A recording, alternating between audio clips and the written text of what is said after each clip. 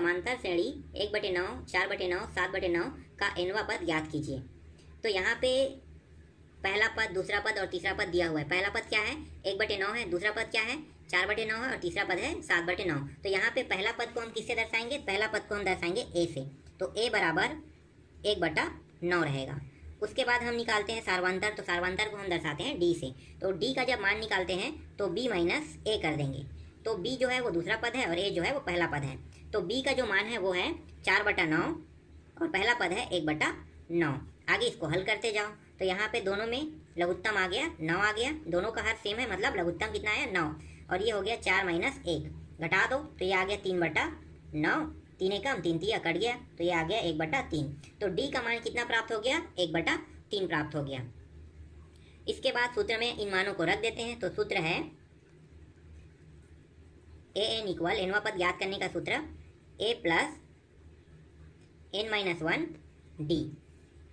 a का मान है 1/9 प्लस nवां पद हमें ज्ञात करना है तो n-1 और d का मान है 1/3। तो ये हो जाएगा 1/9 प्लस इस 1/3 का अंदर गुणा कर देंगे तो n-1/3। अब लघुत्तम निकाल लेते हैं। तो देखो नीचे के दोनों मान बराबर नहीं है, इसीलिए हम क्या कर रहे हैं, लघुत्तम निकालेंगे। तो इसके हर में 9 है, इसके हर में 3 है, तो दोनों मान बराबर रहेंगे तभी ये क्या हो सकता है, ये जुड़ सकता है। तो 9 × 3 कर लेते हैं तो ये हो जाएगा 27। तो लघुत्तम आ गया 27। इस 3 का इसके साथ गुणा कर देंगे तो 3 एकम 3 प्लस ये जो 9 है इसका गुणा इन दोनों के साथ कर देंगे तो 9n-9 हो जाएगा। ये 3 और 9, तो 9 में 3 को हम घटा देंगे तो कितना प्राप्त होगा, 6 प्राप्त होगा। और यहाँ पे क्या है, 9n है, तो पहले 9n को लिख लो, उसके बाद उस 3 को घटा देते हैं उसमें, तो ये आ जाएगा -6 बराबर 27। यहाँ पे देखो 3 के पाड़े में 9 भी आता है, 3 के पाड़े में 6 भी आता है, तो उभयनिष्ठ क्या निकल जाएगा, 3। तो 3 को हम उभयनिष्ठ निकाल लेते हैं तो 3 तिया 9, मतलब 3n बचा यहाँ पे, 3 दूनी 6, तो यहाँ पे बचा 2 और यहाँ पे बचा 27। 3 एकम 3 निया 27 कट गया, तो आंसर आ गया 3n-2/9। ये रहा हमारा आंसर। अब हम अगला प्रश्न को हल करते हैं। तो अगला प्रश्न है समांतर श्रेणी का 950, 900, 850 का mवां पद ज्ञात कीजिए। तो यहाँ पे कहा गया mवां पद। mवां पद का मतलब क्या है कि जहाँ पर n रहता था वहाँ पे अब हम m को रखेंगे। हमें कुछ नहीं करना इस प्रश्न में, हमें क्या करना है, सिर्फ जो सूत्र में जहाँ पे n था उसके स्थान पे बस m रखेंगे, बाकी जैसा हल होता था वैसा ही इसको भी हल करेंगे। तो पहला पद यहाँ से क्या निकलेगा, तो a का मान यहाँ से निकलेगा 950, d का मान दूसरे में पहले को घटा दो तो b - a, मतलब b का मान जो है वो है 900 है और a का मान जो है वो है 950, घटा दो तो ये आ गया -50। अब इसको सूत्र में मान को रख देते हैं। तो जो हमारा सूत्र है mवां पद ज्ञात करने का बराबर a प्लस m-1 और d का मान कितना है, चलो यहाँ पे अभी d लिख लेते हैं। अब मानों को रखते जाओ तो ये हो गया 950 प्लस m-1, d का मान है -50, तो ये हो गया 950। ये जो 50 है उसका अब अंदर गुणा कर देते हैं तो ये हो जाएगा -50m -50 माइनस माइनस क्या हो गया, प्लस हो गया, तो ये आ गया +50। 950 आगे हल करो, 950 ये प्लस और माइनस गुणा होकर क्या हो जाएगा, माइनस हो जाएगा, और ये हो गया 50m और प्लस क्या होगा, प्लस ही होगा, तो ये आ गया ये 50। ये 950 और 50 को जोड़ देते हैं तो ये हो जाएगा 1000 - 50m। ये हमारा mवां पद का मान निकल गया और यही हमें ज्ञात करना था, ये हमारा आंसर है। अब हम अगले प्रश्न को शुरू करते हैं। तो अगला प्रश्न है समांतर श्रेणी 8, 15, 22 का अंतिम पद 218 है, पदों की संख्या ज्ञात कीजिए। हमें क्या ज्ञात करना है, पदों की संख्या, मतलब n का मान हमें यहाँ पे ज्ञात करना है। तो यहाँ से पहला पद क्या है, तो पहला पद को हम दर्शाते हैं a से, और a का जो मान है वो है 8। उसके बाद जो d का मान हमें निकालना होता है, तो d का मान हम निकाल लेते हैं तो b - a।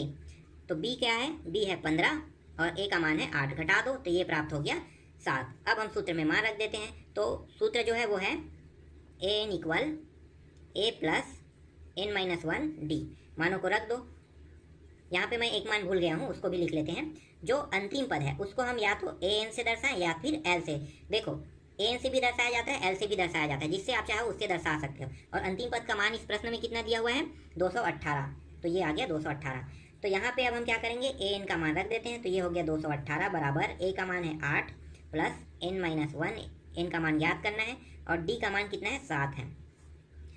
तो ये हो गया 218, इस 8 को इस पर पक्षांतर कर लेते हैं तो ये हो जाएगा प्लस था तो माइनस हो गया। यहाँ पे बचा क्या, यहाँ पे बचा है एन माइनस 1, 7 बस बचा, इतना बस बचा।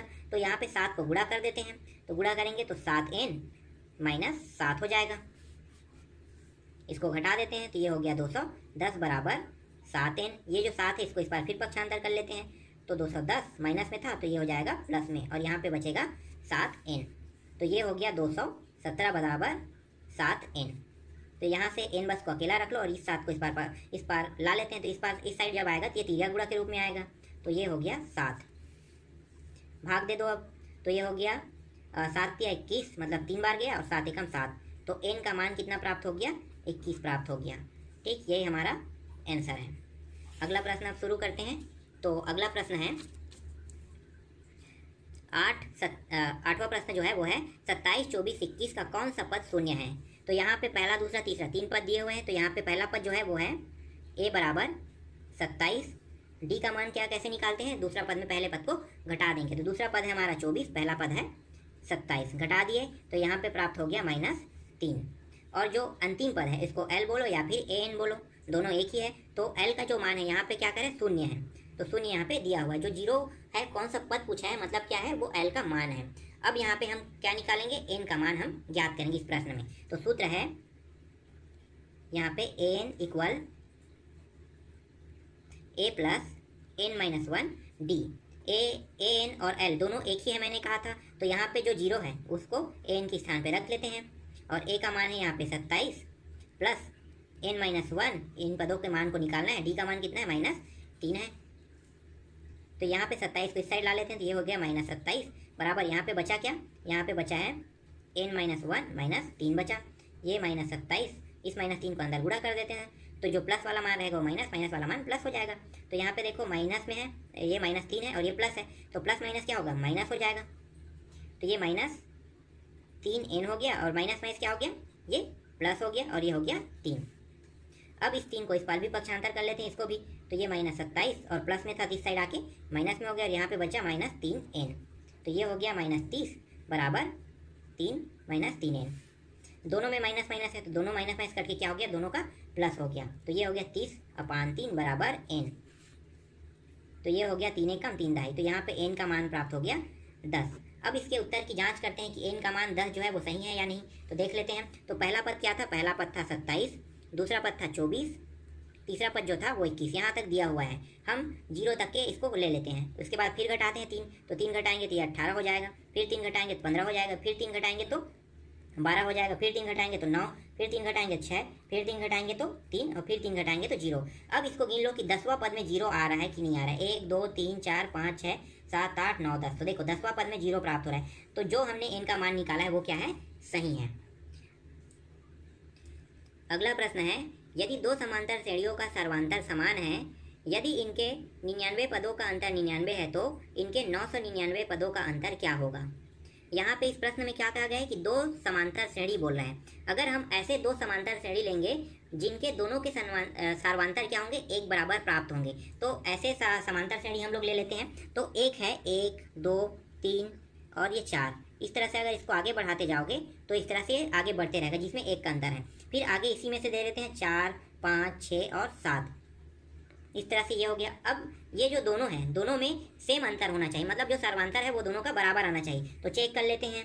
तो डी का जो मान है पहले में देख लेते हैं, 2 - 1 बराबर 1 प्राप्त हो गया। दूसरे में भी मैच कर लो। तो दूसरा में 5 - 4 बराबर 1। तो देखो दोनों का मान बराबर प्राप्त हो रहा है, मतलब हमारा सर्वांतर कितना निकला, 1 निकल गया। अब प्रश्न में और आगे क्या कहा गया है कि यदि इनके 99 पदों का अंतर 99 है। इसका मतलब क्या है कि n का जो मान है वो 99 है, ये कहा है इसमें। और इसमें अंतर बोला है, अंतर बोला है 99, मतलब क्या है कि जो 99 जो अंतर है वो l का मान है या फिर an का मान है। तो यहाँ पे हम लिख लेते हैं an का मान कितना है, 99 है। अब हम सूत्र में मानों को रख देते हैं। तो सूत्र है an equal a plus n minus 1 और d।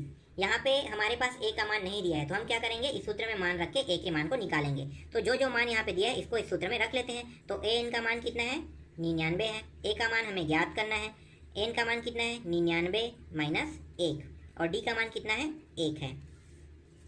तो ये हो जाएगा 99 इक्वल ए प्लस ये हो गया 98, गुणित 1 करने पर 98 का 98 ही प्राप्त होगा। तो ये हो जाएगा 99 और इसको इस पर पक्षांतर कर लेंगे तो ये हो जाएगा माइनस में बराबर ए। तो ए का मान यहाँ पे प्राप्त हो गया 1। ठीक, इस तरह से हमने ए का मान भी निकाल लिया। अब क्या करेंगे, अब प्रश्न में कहा गया है 999 पदों का अंतर क्या होगा, मतलब हमें यहाँ पे 999 पदों का अंतर अब निकालना है। तो निकाल लेते हैं। तो 999 पद निकालते हैं। तो इसके लिए जो सूत्र है वो वही सूत्र रहेगा, तो डायरेक्ट हम मान रख देते हैं। तो ए का मान कितना है अभी निकाले 1, फिर एन का मान कितना रखेंगे 9 से 99, क्योंकि 999 पद निकाल रहे हैं ना, तो यहाँ पे रखेंगे 999 माइनस 1 और डी का मान कितना निकाले थे 1। तो ये आ गया, सभी मानों को हमने यहाँ पे रख लिया। अब आगे बस हमको हल बस करना है। तो 1 प्लस ये हो जाएगा 998 और 1 का गुणा करेंगे तो इतना का इतना ही प्राप्त होगा। तो इन 1 और 998 को जोड़ लो तो ये हो जाएगा 999 और हमें यही निकालना था, यही हमारा क्या है आंसर है। अब हम 10वां प्रश्न को हल करेंगे। तो 10वां जो प्रश्न है वो है फूलों की एक क्यारी की पहली पंक्ति में 23 पौधे, दूसरी पंक्ति में 21 पौधे, तीसरी पंक्ति में 19 पौधे, इस क्यारी की अंतिम पंक्ति में 5 पौधे हैं। इस क्यारी में कुल कितनी पंक्तियां हैं ये हमें बताना है। तो यहाँ पे जो पंक्ति में बोला गया पहली, दूसरी, तीसरी, चौथी, तो ये क्या है पहली पंक्ति मतलब पहला पद, दूसरी पंक्ति मतलब दूसरा पद, तीसरी पंक्ति मतलब तीसरा पद और अंतिम पंक्ति मतलब अंतिम पद का है। तो इसको हम एक श्रेणी में जमा लेते हैं। तो पहली पंक्ति में कितना है 23 है, तो 23 पहला हो गया। दूसरा जो है वो 21 है, तीसरा जो है वो 19 है और इसके बाद यहाँ पे अंतिम पद कहा गया है तो अंतिम पद है 5। तो यहाँ से ए का मान कितना निकल गया 23 और डी का मान अब निकाल लेते हैं। तो दूसरे पद में पहले पद को घटा देंगे तो यहाँ पे प्राप्त हो गया -2 और एल का मान प्राप्त हो गया 5। अब हम इन मानों को सूत्र में रख देते हैं। तो सूत्र है n equal a plus n minus 1 d. N का मान कितना है 5, मैंने पहले ही कहा था कि अगर आप एल रखते हो या एन रखते हो दोनों जो है वो सेम है, तो एन के स्थान पे हम कितना रखेंगे 5 रखेंगे। और ए का मान कितना है 23 प्लस एन माइनस 1 और डी का मान कितना है -2। तो 5 ये जो 23 है इसको इस पर पक्षांतर कर लेते हैं तो ये -23 हो जाएगा और यहाँ पे बचेगा क्या प्लस एन माइनस 1 और यहाँ पे -2 बचेगा। इसको घटा देते हैं तो घटाने पे प्राप्त हो रहा है ये 18 -18 बराबर -2 का अंदर गुणा कर देंगे तो ये हो जाएगा -2n माइनस हो गया +2। इस ये जो +2 है इस पर पक्षांतर कर देते हैं इसको भी, तो ये हो जाएगा -18 और -2n तो ये हो गया -20 बराबर -2n। दोनों माइनस में है तो दोनों क्या हो गए, दोनों पक्षों में माइनस में, तो दोनों पक्ष से ये प्लस बन गया। अब 20/2 हो जाएगा, 2 इस साइड आके तीजा गुणक रूप में नीचे में आ जाएगा और यहाँ पे n बराबर 20/2 हो गया, 2 एकम और 2 शून्यम, तो n का मान प्राप्त हो गया 10। यही हमें क्या करना था निकालना था। तो इस तरह से प्रश्न क्रमांक 10 भी कंप्लीट हो गया। जो बाकी जो प्रश्न है उसको हम लोग अगले पार्ट में बनाएंगे और ये प्रश्न बहुत ही ईजी है, आपको घबराने की जरूरत नहीं है, बहुत ही आसानी से आपसे ये हल हो जाएगा।